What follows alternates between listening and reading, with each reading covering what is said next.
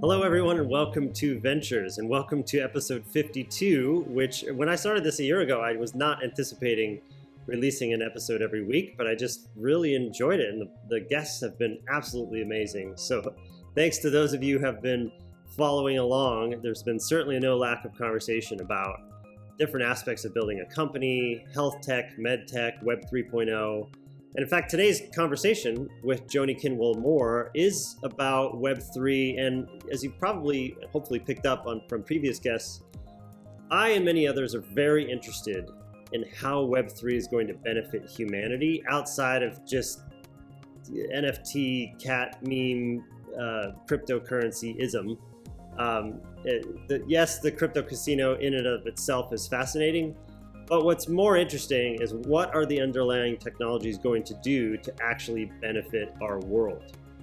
So in today's conversation, Joni and I actually dive into the world of agriculture and the world of buying commodities, of buying ingredients. She runs a company called snacktivistfoods.com, and she's trying to source food that is good for us, and how she finds farmers to get her supplies from, and how that process works.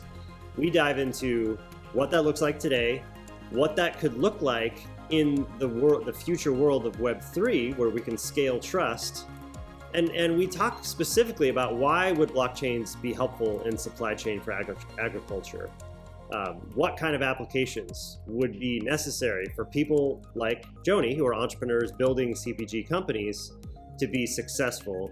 And so I'm excited to share this conversation with you about all those things. So if you're listening, you can also watch by visiting wclittle.com, and there you'll see more extensive show notes to the things that we talk about today. And if you're watching, you can also listen anywhere that you get your podcasts. You can just search for Ventures. So with that, please enjoy this conversation with Joni Kinwell-Moore.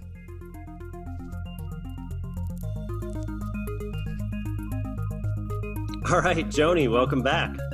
It's great to be back. Thank you so much. And I'm really excited to continue our conversation.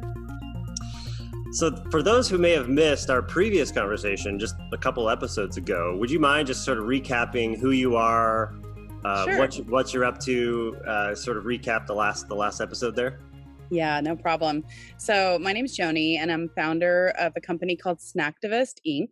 And we're a company that's dedicated to taking food and basic grain-based foods and elevating them to new levels of like function and health and sustainability and ultimately climate impact. So yeah, basically pancake mix will never be just pancake mix again. Yeah. Yeah, in the last episode, we spent some good time talking the balance between talking about the science of Yes. microbiome in our bodies, in our soils, and we also talked about just the life of an entrepreneur. Yeah. And so we might dive into a little bit of that today. But today, I think I'd love to focus a little bit more on how you're thinking about Web 3.0 as it relates to your world. Sure. So maybe the first question is that broad. Like, where would you like to start? Yeah. Well, I mean, that's a huge question. And anytime you're talking about Web 3.0, I think for one, most people are like, Google that real quick, because what is that? And, for me, and I'm not a tech person, full disclosure, I always say I know just enough about tech to be dangerous because I'm purely user focused. I'm not a programmer. I'm not a designer. I don't even know how to code, full disclosure. I'm almost 50. We didn't learn that stuff in high school. So, so basically the way I'm looking at it as a food company founder is that where the future in my mind is going is to decentralization. I feel like the last century or two was very centralized focused, and that when you think about how all of our information has been stored and all of our structuring of corporations, businesses, institutions, everything, it's been very top down, very centralized. Web 3.0 by nature is decentralized. And that's why I feel like as we transition into new systems, what Snacktivist is doing is really kind of a disruption of some of the most highly centralized, vertically integrated industries in the world. We're going to have to leverage the power of decentralized data platforms to really do what we're doing well. And that's the way I understand it. And that's the where I'm going intellectually when I talk about this subject. Does that make sense? Yeah, yeah. So, I mean, my general take on Web3 is regarding explaining what it is. So, very briefly, Web 1 was essentially, hey, let's put all this stuff up on this content up on this connected internet thing, and Hmm. maybe we buy some stuff, but it's mostly sharing information. Sure. Uh, Web 2 was, hey, we can actually communicate with each other and have these sort of elaborate networks and Hmm. share content, um, share photos of cats and our food and our kids, and, Yeah, right. and a Spicy few. things. That's right. And a few companies sort of took that and ran with it, and lots Yes. of centralization in Web 2 and the Yeah. algorithms that are messing with our heads, et cetera, And et no cetera. privacy, Yeah. no data privacy at all. Right. Right. So now Web 3 is actually back to what was the utopian vision originally with the people who were starting the internet, which is open Mhm. protocols, decentralized things. Data is sort of everywhere. But yeah, it's the Web 3 movement is really upping privacy. It's really Yeah. upping scaling trust to mathematics and machines Mhm. that are out there, and Mhm. um, and allowing a new type of applications to be built that Mhm. rely on the foundation essentially of those two things. So Sure. in your world, well, maybe tell the audience a little bit more about your world. Like you come from a medical background. You've been deep into ag and restorative ag, and or tell us how you describe that. Well, it has been an interesting journey because I grew up in rural Oregon. So definitely grew up with a ag connection. Like my own family had a small little farm, nothing huge, but I would spend my summers working and living with my aunt and uncle, driving large farm machinery. And I think it just really gave me a deeper feel into what makes agriculture tick. But was always really passionate about science. So when I left and pursued my original careers, it was all science focused. And I became very passionate about a field that most people don't really know about. It's called ethnopharmacology and ethnobotany, and that is really the root of like how humans use plants for both food and medicine, and really takes a deeper dive into the chemistry side of plants and how plants interact with our bodies. And so I've applied that to food and health and healing, and how food and medicine are tied together. I When I was in my 30s, I decided to become an RN. I was really wanting a human connection and kind of a bedside connection. And really, what motivated me to do that was my husband and I were in Cambodia, and he was volunteering at Jaya Varman, the Seventh Hospital in Siem Reap, and it was like a bunch of little kids that had gotten their legs blown off and like horrible stuff. And I felt powerless because we showed up as volunteers, and they were like, "Oh, well, you're a scientist. I don't know what you can really do to help." And Roy was a seasoned RN, so they were like, "Sweet, you could totally volunteer." And I kind of had a little bit of a case of feeling left out. I wanted to have that skill set where I would be valuable at the bedside, and if somebody was hurt or needing something medical, I could actually hands-on help. And I had done pre-med originally. Like I had like that was one of my undergraduate degrees, so it was kind of an easy jump into nursing because I already had all the core curriculum. So yeah, and so after years of nursing again, healthcare is very centralized. It's doesn't leave a ton of room for innovation, especially at the nursing level. Mm, In fact, nurses are kind of dissuaded from being too innovative. There's not a culture that coaxes that out of the nursing workforce in most institutions. And so my entrepreneurial spirit was super squished. As a nurse, I couldn't handle it. And I think that's what just made me go, you know what? I need to go into private enterprise. I'd spent a lot of time working for nonprofits as well. So I was a little frustrated with how nonprofits could have an amazing idea and they could make impact, but sometimes there was a little bit of a disconnect between real world application and kind of more the utopian side of the nonprofit world. And then at the end of the day, just realizing that the root of our health, it starts with what's on our plate, and seeing that we needed to completely reinvent our grain-based staples so that they're no longer toxic and associated with diabetes and metabolic syndrome and all the, half the population being on proton pump inhibitors for acid reflux and Right. all the things that to me really stem from just a broken food system. Yeah. Yeah. So that's kind of there's a lot of information there, but it's pretty hard to explain my background without going through it. Yeah. No, that's helpful. That's helpful. So how do you see Web3 helping that world? In supply chains or different Yeah. aspects of it? How are you thinking about it?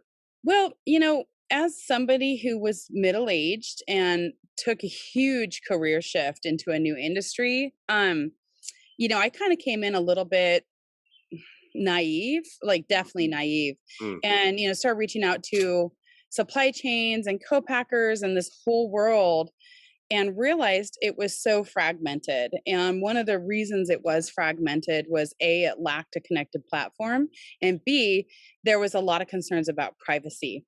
mm, So, one of the reasons that they don't communicate and they're unwilling to be in a connected platform is that the lack of privacy. And I think that a lot of that stems from A, just culture in general, it's a competitive landscape, but B, how could you put information that could help players that and in this whole economy collaborate without risking breach of privacy, like they could still have um, control over their own data. Does that make sense? So if you're a supplier like me and you're a brand like me and you're wanting to track like KPIs that are based on ingredients usage, one of our major risks to that is that we could be potentially disclosing proprietary information about our trade secrets, mm, right?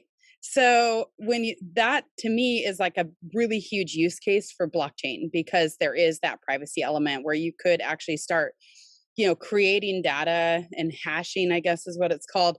And you're not going to be putting it out there to where somebody could then, figure out what your trade secrets are if you're trying to create measurable data sets based on your ingredients usage. And if you're trying to do that for, if you're like for us, we're a B Corp. So a lot of our reportable data that we're trying to build out has to do with like how many pounds of certain ingredients we're using and what the potential end impact is on say carbon economy or soil improvement or economic incentivization of small farmers. And when I started talking to people, they were like, are you crazy? Like if you put that information out, you're risking your own proprietary data and your trade secrets are then compromised. mm, So mm. that's what led me to blockchain originally. Huh. So okay, so just to set context, maybe a little more deeply, the way it works right now is that if you need certain ingredients, right, you, Hmm. you need to order things. Hmm. How are you buying them, and how does that Yeah. information flow happen? Well, right now it's all done in a style that I call like Bourbon and Rolodex. It's like literally phone calls and coffee, and that's great because it's personal relationships and it's relationship driven. But it's very old school. It's Mm, like it's not. I mean, it's getting better, but even still, even in the most sophisticated systems, it's very siloed. One of the reasons why is because larger companies don't disclose their supply chain. They actually consider their supply chain to be proprietary information. mm, So, for instance, like we had a co-packer that we were working with for a while, wasn't quite the right fit. We had some ingredients in stock that they had purchased on our behalf. And this was a big learning experience for me because I had vetted it and told them exactly what ingredients that needed to be and who it needed to be sourced from, but they refused to release the ingredients to us in the original packaging and insisted on rebagging it in a generic packaging that would not disclose brand, lot, origin, anything. whoa. And she said, and she provided her contract and said that's a breach of our proprietary information about supply chains. And so to me, that was a final straw. I was like, okay, we Huh. cannot be doing business like this. I understand that there may be a supply, some sort of reason you don't want to share your supply chain with someone who could potentially be a competitor. Fair enough. So how could we have a transparent information system that, for us, we took on this product and now we don't have a transparent supply chain log. If there was a recall on that product, How is that even legit or legal? We really had to have a moral. Luckily, it was very small amount of. It was a teeny quantity, so it wasn't a big deal. Mm. Had it been a truckload, it would have been a problem. I would have refused to take it. And so that to me was a big learning experience a while back that really educated me to the potential safety risks associated with that kind of siloed information system. Yep. And made me realize that we'll never get anywhere as far as like harnessing agriculture and harnessing food as something that can help mitigate climate change and have measurable impact on carbon sequestration if we can't have collective data platforms, right? And so that's to me where Web3 could be huge, because you could have a community ledger that is still private, where people aren't going to feel like they're violated and breached, where we could collectively measure impact without breaching people's privacy. So, okay, so say more about that. Say more about measure impact. Yeah, because there's a lot in my head, questions that I have about moving from the way that you do it now, the relationship driven. Yeah. What'd you say, handshakes and bourbon or something? But I always call it Bourbon and Rolodex.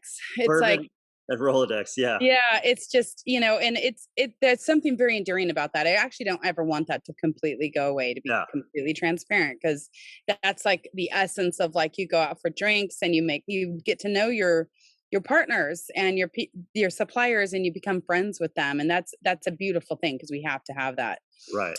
But how we get from point A to point B, it's a degree of sophistication that I don't have from a technical standpoint, because I'm not a programmer. I don't understand blockchain that deeply. But when I do hear people talk about blockchain who do, that's where I see that there's hope for that.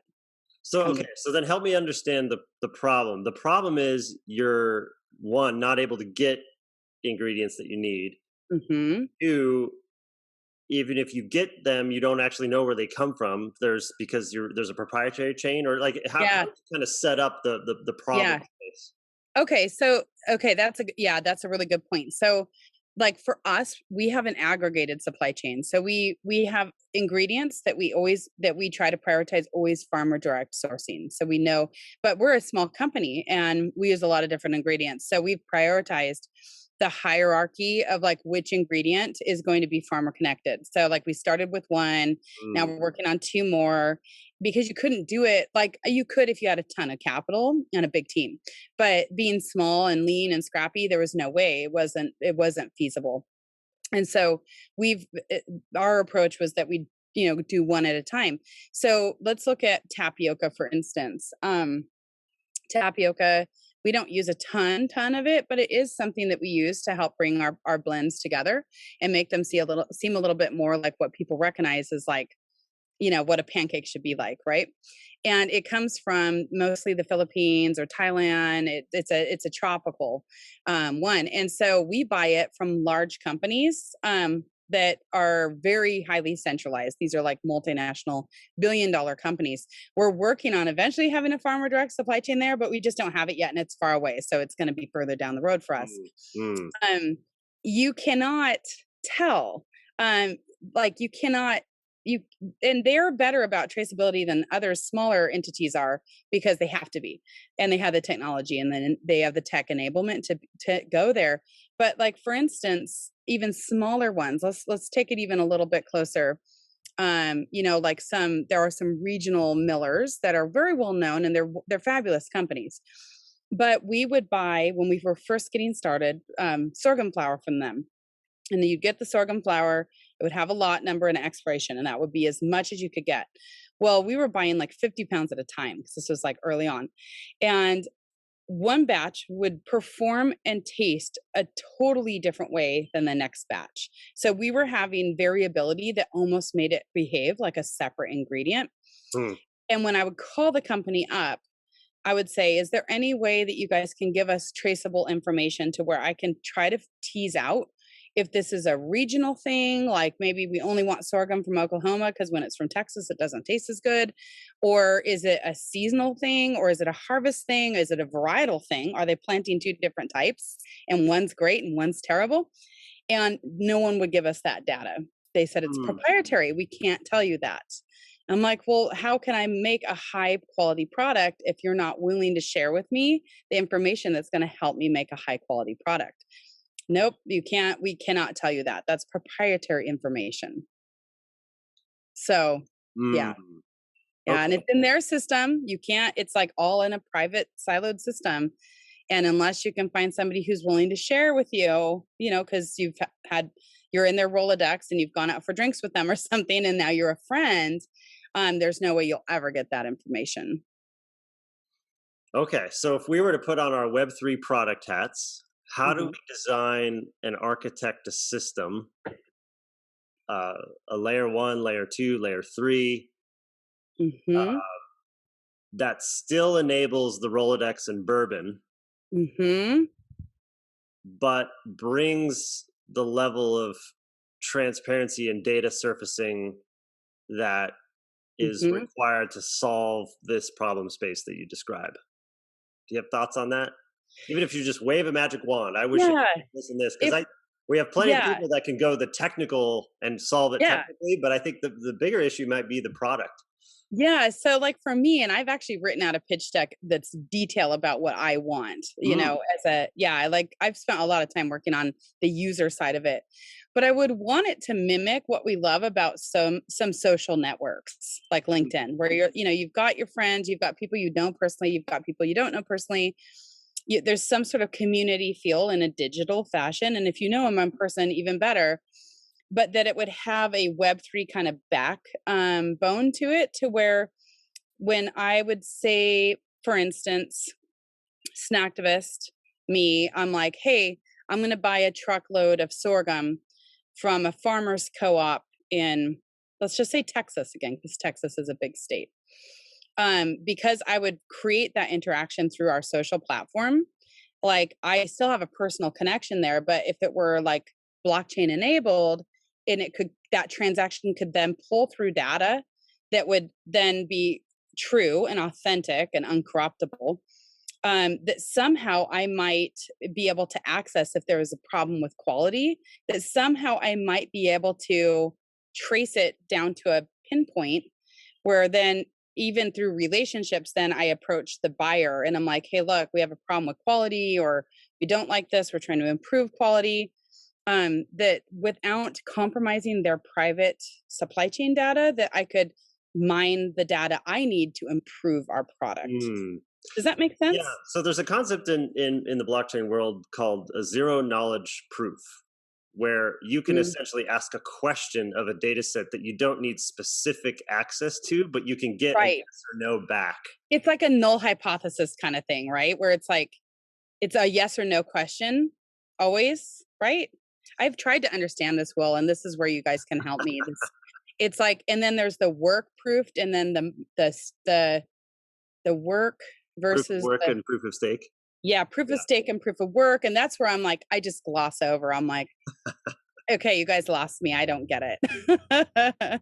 So maybe you can The, help me there. those two are in particular, and there's lots of proof of X. They're ways of essentially making sure that there's authenticity for all the different transactions that are Hmm. happening, right?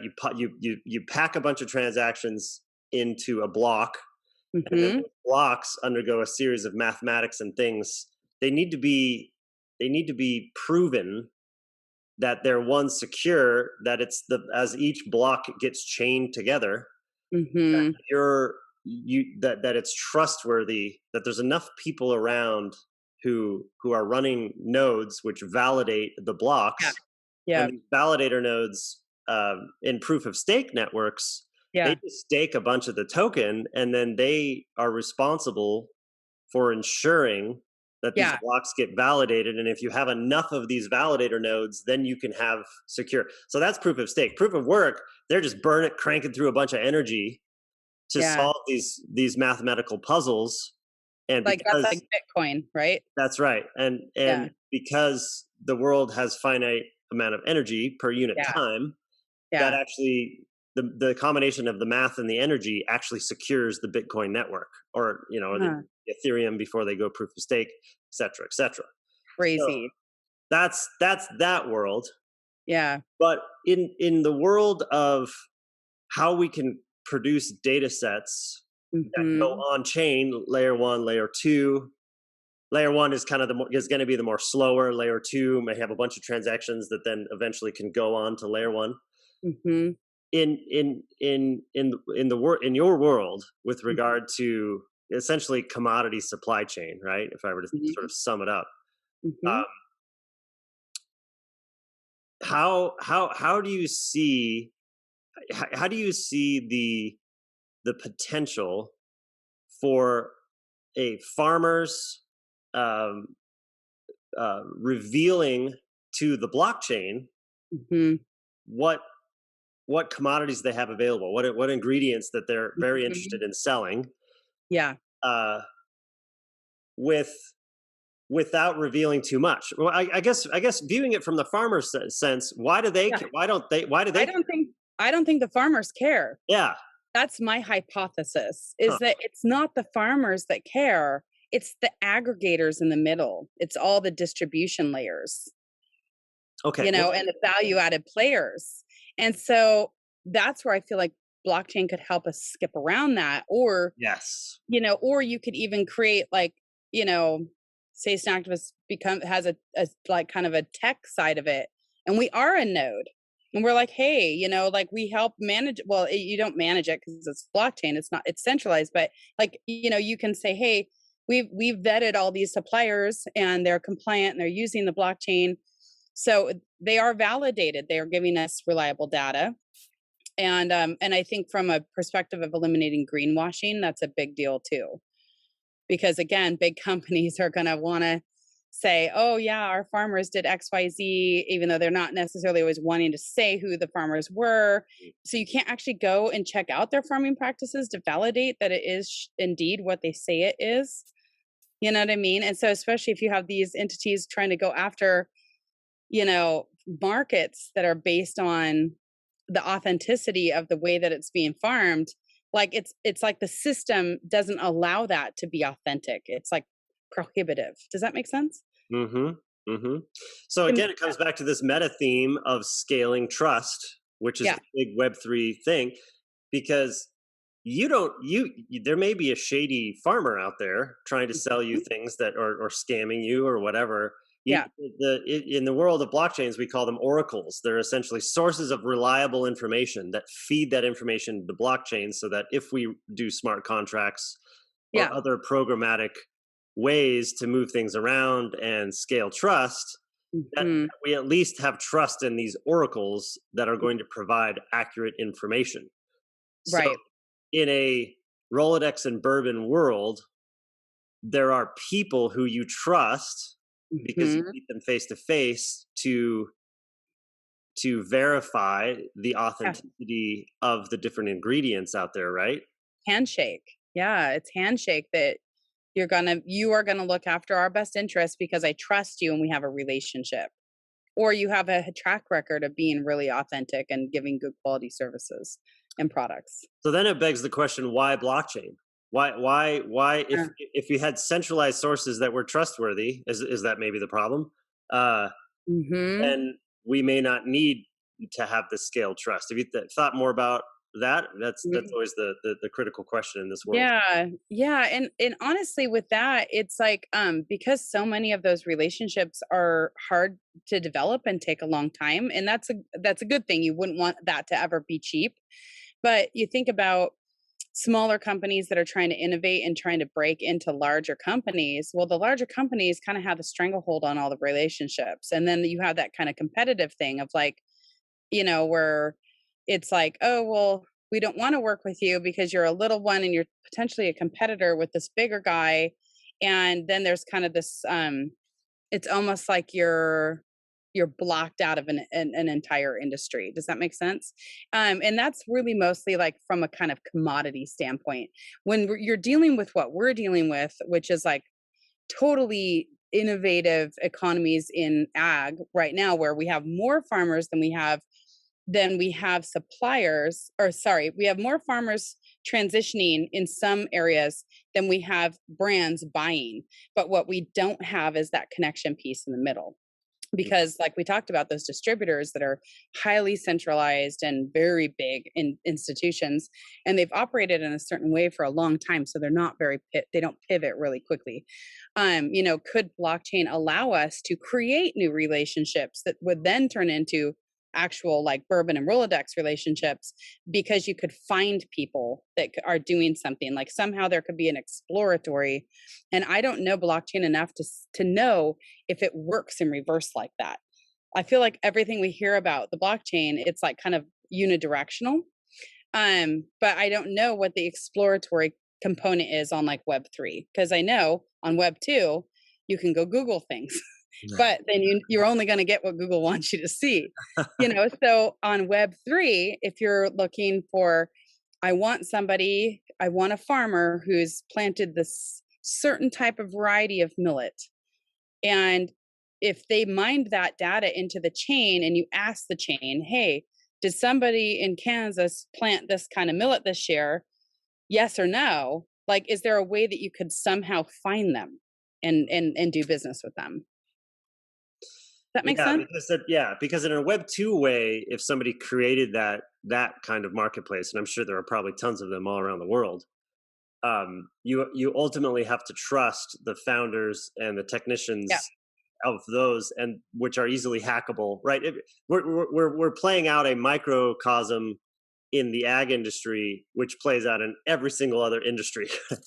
Totally, yeah, it does. It's like this same exact problem applies to like car parts, you know what I mean? Or like anything. So, when I think about it on a more macro scale level, that's where I get really excited and interested about blockchain and Web3 and how it could revolutionize industries by somehow allowing us to still leverage the beautiful side of relationships, but to overcome when they're prohibitive or competitive or not allowing business to flourish and have equal opportunity. Right?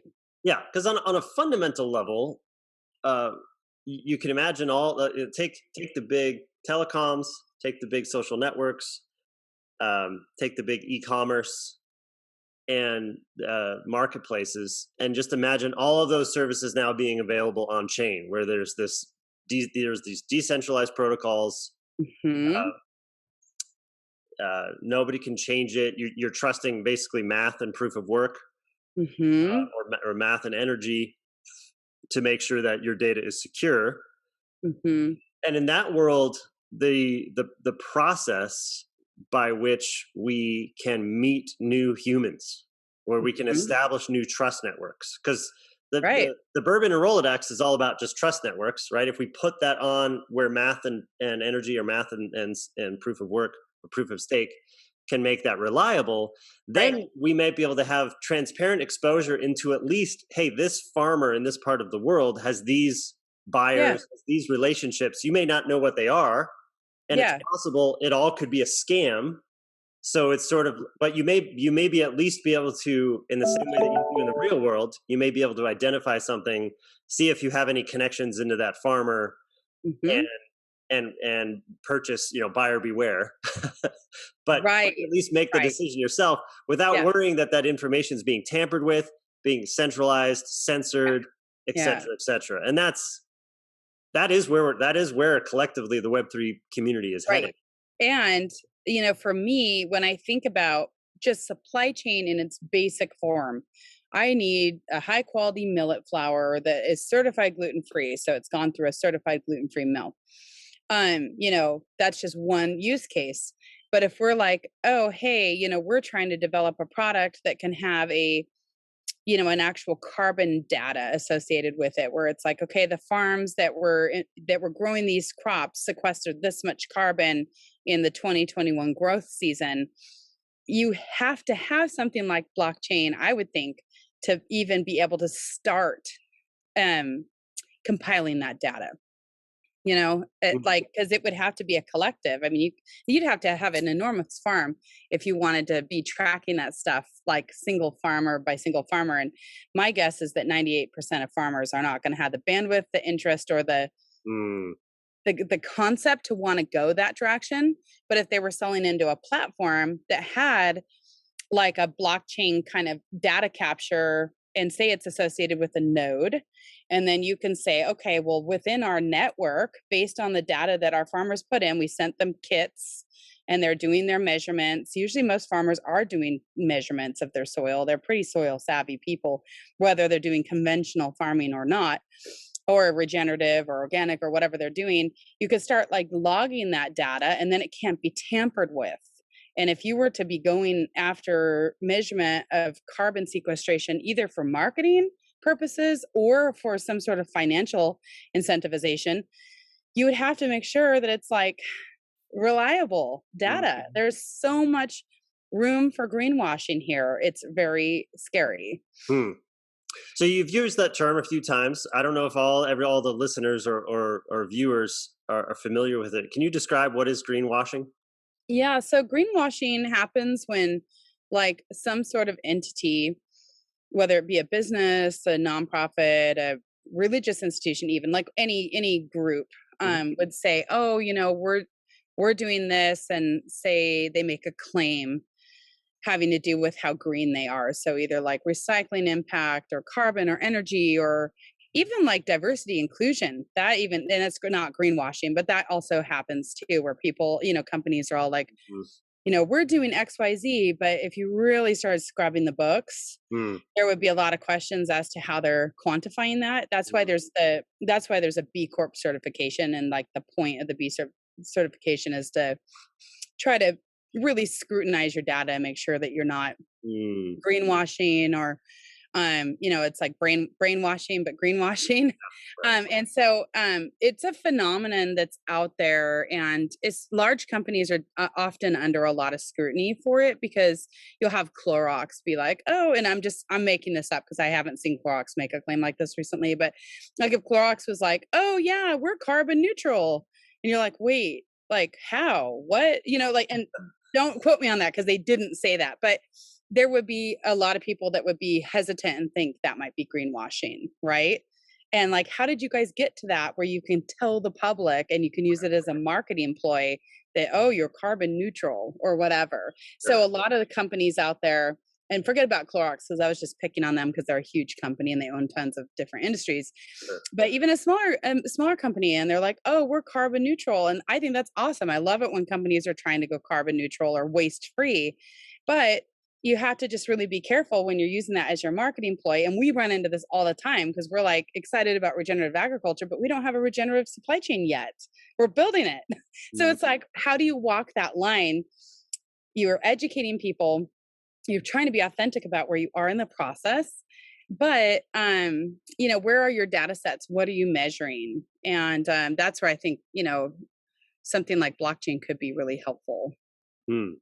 If people knew how to do it. Like I couldn't put something in the blockchain if I tried. I don't know how to do that. So then, so we can talk about that a little bit later, but so then moving to fast forward 10, 15 years, we have this amazing system that works exactly how you want it to work. How does your life as an entrepreneur, a CPG company, get better? Like tell me example stories, hypothetical stories of I've got a really good use case of if it could work like this, it would be amazing. Like I would say, okay, cool. I am doing all of my purchasing for my supply chain within this platform. And so when I exchange either tokens or cash money or however we're exchanging money, it's logging that transaction, and that I can then have my own fingerprint of what our transaction history is that could print to me, reports. Essentially, I would want reporting out of it, which I know that's tricky because it's, of the privacy.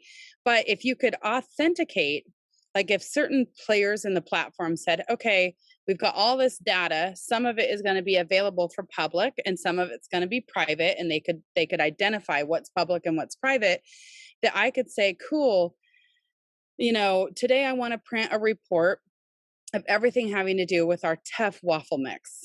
And it would say, okay, in 2021, here's where all of your teff came from. Here's where all of your millet came from, and it would all be in one generatable, authentic, like real report without having two full-time people sitting in an office manually logging all this stuff just to have it be out of date in a month.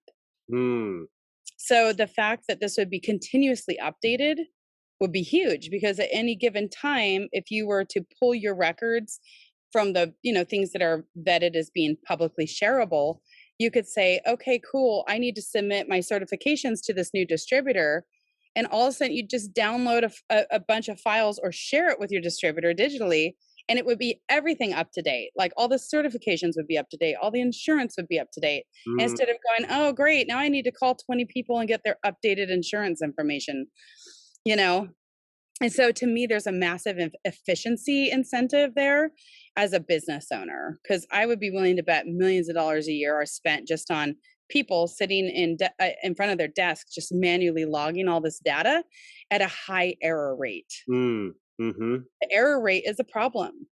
If Mm, you're doing a recall, one error is a problem, yes. So to me, to have that live, continuously updated data source that could be somehow leveraged for, timely and very accurate reporting would be a huge deal. And I know other people are working on that part of it. All right. So then, if this exists in some point, hopefully in the near future, how does this benefit the broader world community? Like, how does this benefit consumers? What does Hmm. it enable for them? I really think if we could get this working really well, to where there is that reportable side of it, and granted, the futures market and the stock traders of the world could have a heyday with this potentially, which could be a problem. Right. But you think about scarcity and supply chain vulnerability, and you look around the world, and you're like, okay, what's being planted? What is our crop damage looking like? Are we going to have scarcity? Like right now, we're having this crazy, crazy heat wave in the Pacific Northwest. It's damaging lots of crops. Granted, a lot of them are trees and stuff that you'd need years to plant, so you can't really up your production there. But say, for instance, we had an impact, like in California right now, we know the rice harvest is down this year because of drought in California.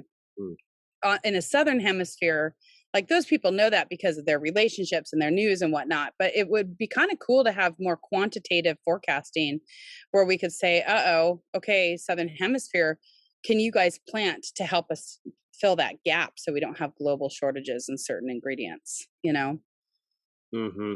I think that actually could be a potential real world. I'm not going to solve that problem, but I think somebody might, who's really into like SAP, Ariba, and all these huge ERP programming people that they live and breathe this stuff every day.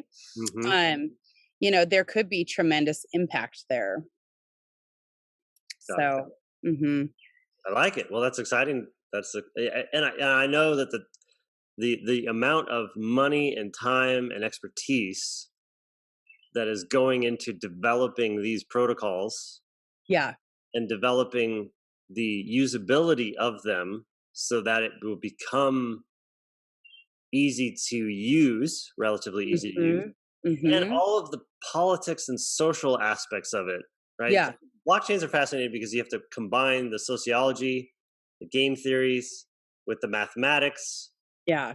with all the incentives and the economics, and so all of these multifacets come together when you're talking about scaling trust, Mm-hmm. and that it makes it extremely difficult, but also extremely fascinating Yeah. It's like world. the Wild West, really, when it in informatics. And one of the things I'm constantly kind of troubled about, and again, this is from me operating from the perspective of just knowing enough to be dangerous. Like I'm like the person who's diagnosing themselves after reading, about their health on Google. Right. It's like not trained.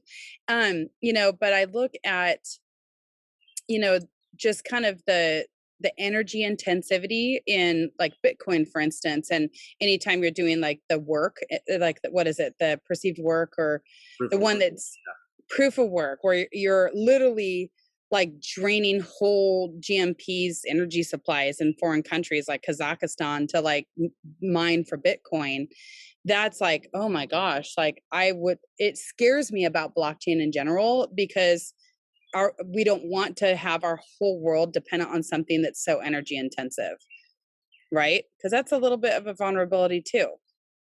Can you talk about that a little bit? Because that's where I'm like, I get confused about blockchain as a technology and looking at it separately from like where it exists in the cryptocurrency world. Yeah, I mean, I'm a huge fan of proof of stake and the movement to it, and I think a lot of the future use cases um, that are going to enable the type of applications that we're talking about are going to be built on proof of stake chains that don't require a massive amount of energy. Okay. But to defend a bit of the argument of energy usage, there you can argue that it's always going to be the cheapest form of energy that are going to be used to mine Bitcoin or Yeah. or secure these other proof of work chains that are out there. And when your economic incentives are to always find the cheapest electricity, where is the cheapest electricity? It's in places where they have an excess. Yeah. Like places in China, they overdid their hydro, and so they're dumping energy all the time. Wow. And even here in the Pacific Northwest, Yeah. if I've listened to some pretty interesting data scientists and others that talk about the duck curve in power, that throughout Mm, the day when people are at work and such, or when it's hot out, um, average throughout the year, energy consumption goes down. But then when everybody gets home, then all of a sudden the demand on the grid gets higher. mhm, And so mhm. where's all that energy going in the middle of the day or in the Right. middle of the night when people aren't using it? Well, Yeah. it ends up just getting wasted. So crazy to think. So you can make an argument that if it's not, obviously the proof of work world isn't this perfect, but the proof of work people do make an interesting point that there is actually just tons of excess energy out there being wasted. Why Mhm. not put that to use to securing something like digital gold? Yeah. So there's a Huh. there. It's a way more nuanced argument, Yeah. but yeah. So you could see That's how on one end of the extreme, it's a bunch of people just saying, "Hey, this is wasting all this energy all around the world," and then the yeah. other end, it said, "Hey, we're only using the excess energy that would have been wasted anyway." Yeah. Interesting. That like I've never thought about it from that perspective. So yeah, that's interesting. Might as well capture it and put it into something. That's right. Yeah. Okay. Batteries are too expensive and they're kind of a problem too. um, Anyway, yeah, I don't mean to that's like overly interesting. defend proof of work because I'm Yeah. a fan of the proof to stake. It's just I think helpful for people to understand a little bit Yeah. more of the nuance of some of these conversations Yeah. that get lost in headlines. Well, yeah, they do. And I've had a lot of trouble with that in my own like exploration, trying to really wrap my head around that and read that. And then I'm like, oh my gosh, am I getting excited about a technology that's potentially like a dead end because it's Mm, so energy intensive that it can never really like, proliferate to being, common, right? And so that kind of puts it into a different perspective. Like what would happen to the blockchain without electricity? Like I don't even want to think about the grids going down in general, but there is like also vulnerability and like how entrenched in all of these digital systems all of our systems are, right? But that's a whole nother conversation. right. Yeah. Well, this is amazing. All right, so then I'd say the last set of questions then are around your projects that you said you had this huge deck. What are you using that huge deck for? What are you trying to accomplish? And then I'd love to revisit the Yeah. project that you're doing with. It's a pretty simple deck. I just did a lot of research into it. This was in 2016. Ah. And everyone was like, "What? You want to create a connected marketplace for specialty agricultural commodities using blockchain?" They were like, "What the hell are you talking about?" Like 2016, this was Yeah, definitely falling on deaf ears. yeah. And I actually got accepted into a business accelerator on this concept, and halfway through it they were like, "It's too abstract." They're like, "No one's going to understand this." They're like, "Don't you own a food company? Why don't you just focus on your food company? Get back in the kitchen." you know and so I feel like I've just been hanging on to it this whole time and watching the development of these technologies that are making it more realistic, right? Like now, compared to 2016, 2017, I mean, blockchain's becoming more of a household name. People understand it a lot more, especially the users of the platforms. So, I'd be happy to share the deck with you. And it literally is just very much use case scenario of finding specialty growers and connecting the chain of everybody who would need to be involved. And this is something I didn't talk about, but it's a very important component. When you look at the transaction and the movements from agricultural ingredients until they get to your plate, it even in the best case scenario where you're trying to shorten it as much as you can, you still have the product get harvested. If it's a grain, it has to be cleaned. It then has to be processed in some way, either milled or packaged or something. Those are usually done in separate facilities. So if you have an ingredient that's starting at a certain geographical location, and it's usually passed through 5 to 10 geographical locations before it actually reaches you. Even in a very, like farmers market situation, it still has to go to a cleaner. Even if you're buying whole, like unground wheat berries, say, for instance, it's unless they're doing it all on their farm, which is not the norm because most farmers don't want to be vertically integrated. It's a lot of work and very expensive. There's this movement of the product. And I've always had this hope that, through some sort of digital enablement of data exchange, that's a collective data exchange, like the ledger, community ledger, that you could then have better unification of the value-added players. There are so many farmers growing amazing crops right now, and the reason we're not buying them as consumers is because they lack access to value-added players. They lack access to the appropriate cleaners and millers and processors along the way. And if we could somehow, make people able to find each other and to create these webs and connections, it would actually really ramp up that whole industry to become more independent and more sovereign and decentralized, because it's the fact that that doesn't exist is why farmers just go, I'm just going to sell this into the commodity market. So they've grown this beautiful regenerative specialty crop, and it just gets dumped and blended with everything else because they lack the access to that whole infrastructure. And that's what my pitch was presenting, is that we could solve that. Yeah. It's a whole nother thing. Keep it alive. It's coming. The time when that kind of venture can flourish is coming sooner than you think.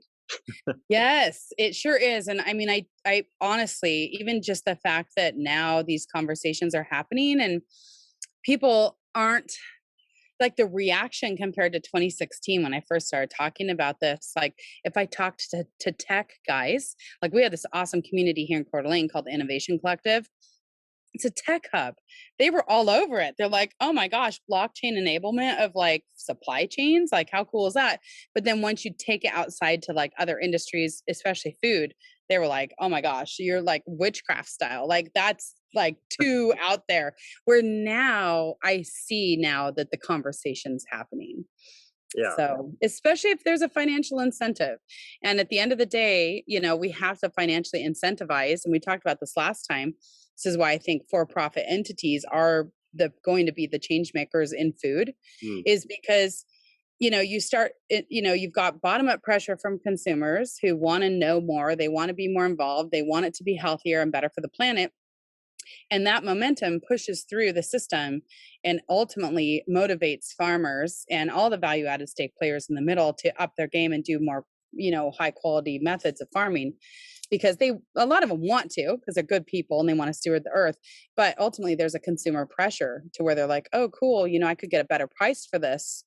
It's more profitable for us. There's incentive to change. And that again could be traced and tracked in like a community-based ledger system like blockchain.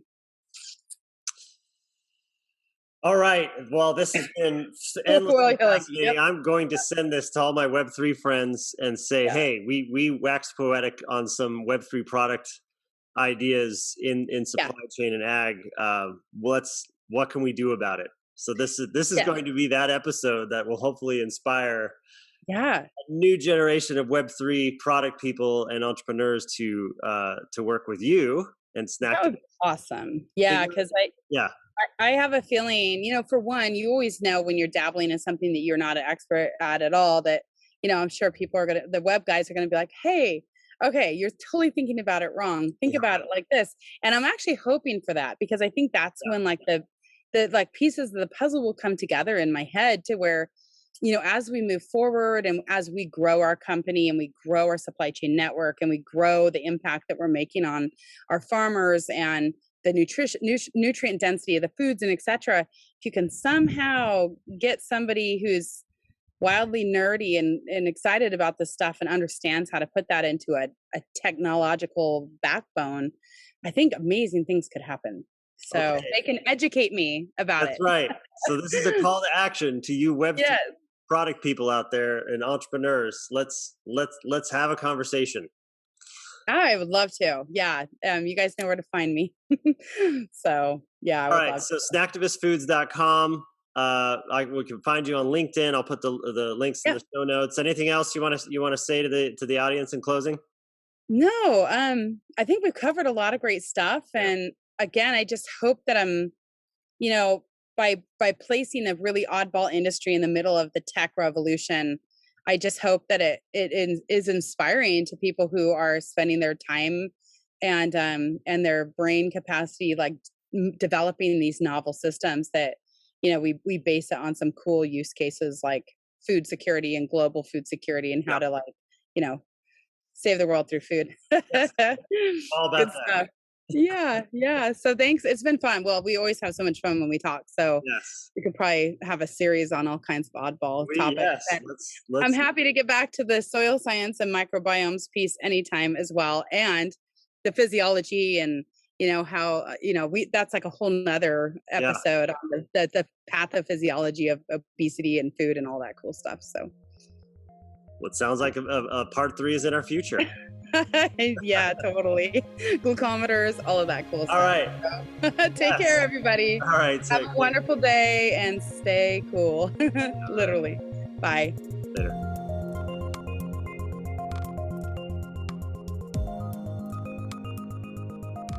All right. A couple quick things before you go. Number 1, I have a general newsletter where I write about technology and startups and health science and teaching people to code. And I write about a variety of different subjects that we talk about on this show. So if you go to wclittle.com, there you'll be able to subscribe, and you'll also be able to subscribe to particular topics. If you're just interested in one or a few of them, you'll be notified right when I publish new content in those areas.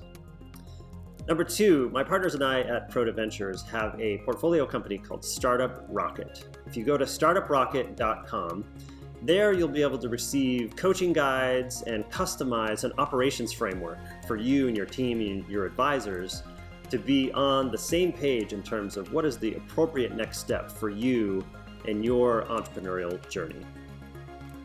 And finally, if you wouldn't mind leaving a review anywhere that you have listened to this podcast or watched this podcast, it would be super helpful to help those who might be interested in consuming this content as well.